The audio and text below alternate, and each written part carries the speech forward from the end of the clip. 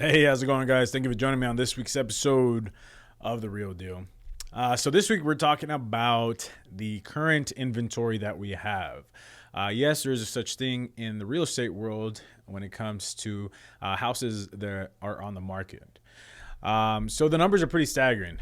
Usually, whenever we get these reports, from a year prior, there's always a decrease, increase. I don't know, 6%, 7%. But I saw one, and I've definitely experienced this lower inventory a couple days ago, where it showed exactly the percentage of what we had last year compared to this year. Last year, active listings were about 23,000 in the area. Obviously, this is various price points and conditions and so on and so forth, but that's the number that they use.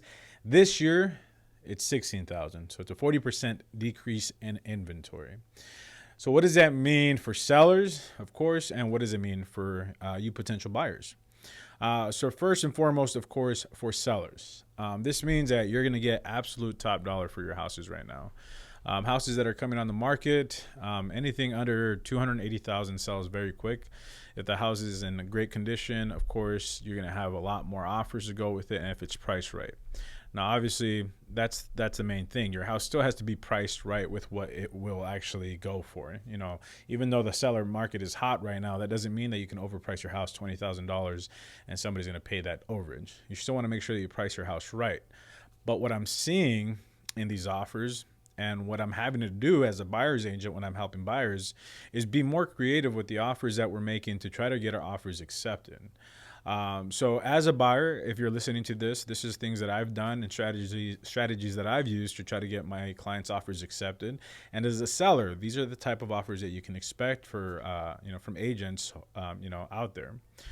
So one of the bigger ones is post possession. This is a very big deal. This is a hot one because if you're selling a house, a lot of times you have this kind of anxiety where you need to get into a new house, right? So you're kind of in this situation where you have to have your house under contract in order to make offers and be competitive, but at the same time, that shortens the amount of time that you have to look for a house. So things just get kind of fast paced. A post possession, basically what that is the buyer gives the seller a week or two to be in the house after the home is already closed. So that way they can go ahead and have a little bit more time to find their other home. If this is a house that's going to be in high demand, it's priced well, and it's in a great condition, you should be able to get this from agents that are making offers on your house. So this is going to make your process of transitioning from listing your home and buying your next home. Obviously, most of the time it's going to be a nice, beautiful upgrade.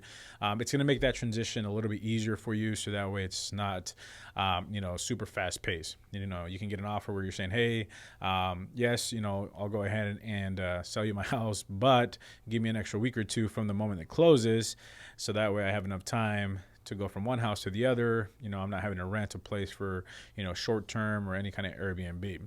So that's a big deal. As a buyer, this is a strategy that we'll use to try to get our offers accepted for something that's brand new on the market that's going to have a lot of offers. Now, obviously, this doesn't apply to a vacant house or an investment home because they don't care about that. They just want their house closed sooner.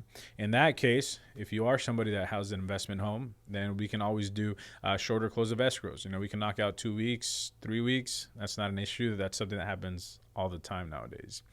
Another thing that you can do as a seller to be more creative with your offers, of course, is you can start asking for buyers to take your home as is. Now, technically, all homes in the state of Arizona are sold as is. However, during your inspection period, the buyer will still have the opportunity to ask for repairs on your house. Sometimes of some of these minor repairs, sometimes you don't. There's unexpected things, maybe on the roof, the AC, things that you never even thought about. But, if you can ask a buyer to take the home as is, they're still going to do their inspection. My buyers are still going to do their inspection. However, as long as it's minor stuff, leaky toilet, leaky pipes, electrical outlet that needs to get replaced, that kind of stuff, we just move forward as is. Obviously, if it's something major, AC is not working, the roof is leaking in all areas, then at that point, we have to be a little bit more reasonable. If you're a seller, then hey, if this buyer is asking for this, the next buyer is going to do the same. As a buyer, then we have those options. We can ask the seller, hey, you know what? I know we said we're going to go in as is, but these repairs are a pretty big deal. Are you willing to take that risk? Are you willing to do these repairs? If not, then we still are within our inspection period. We cancel and we move forward. And then as far as something that benefits buyers and sellers as a whole, because a lot of these are kind of one-sided, right? Most of these are benefiting the sellers because there is low inventory right now. There's not a lot of sellers that are putting their houses on the market, is interest rates. Interest rates are extremely low. If you're selling and you're buying a house with your own money, don't use down payment assistance. Take advantage of the amazing interest rates that are out there, low 3%. It's insane.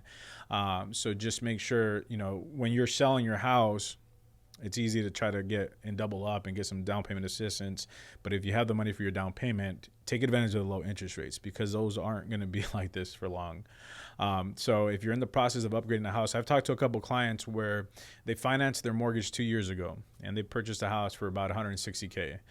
They can go and buy a $300,000 house with the equity from that house and the lower interest rates from what they were 2 years ago and pay maybe an extra $100 to $200 a month.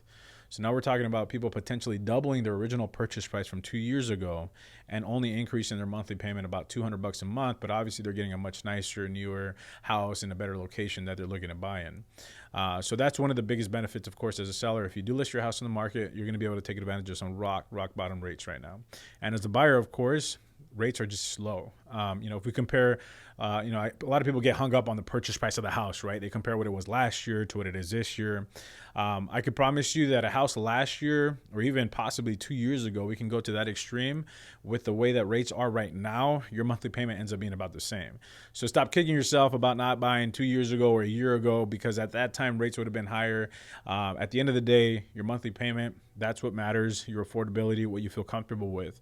And I can tell you right now with the interest rates being as low as they are, even if you're using down payment assistance or if you're not, right now you can use down payment assistance and get your entire down payment covered with the 4.25%.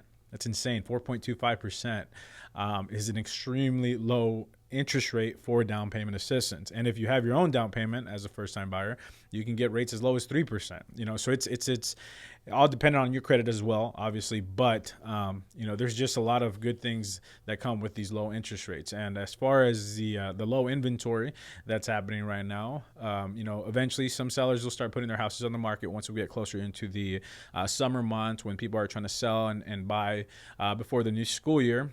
So if you guys are thinking about selling, definitely get in there while your inventory is low and your listing will stand out. And if you're a buyer, get in there now while interest rates are still low. Partner up with me. We'll come up with a strategic way to get your offer accepted. We'll come up with some solid game plans.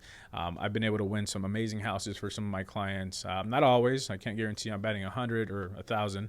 But my success rate's pretty good, especially with buyers, that are willing to put their best foot forward to get these great houses that come on the market. Anyways, guys, thank you for joining me on this week's episode of The Real Deal. If you guys have a great house you want to sell, please reach out to me. I'll go ahead and price that out for you. And if you have anybody that's looking to buy, let me know. We can go ahead and get together and set up a buyer consultation. All right, guys, thank you, and have a great rest of your Thursday.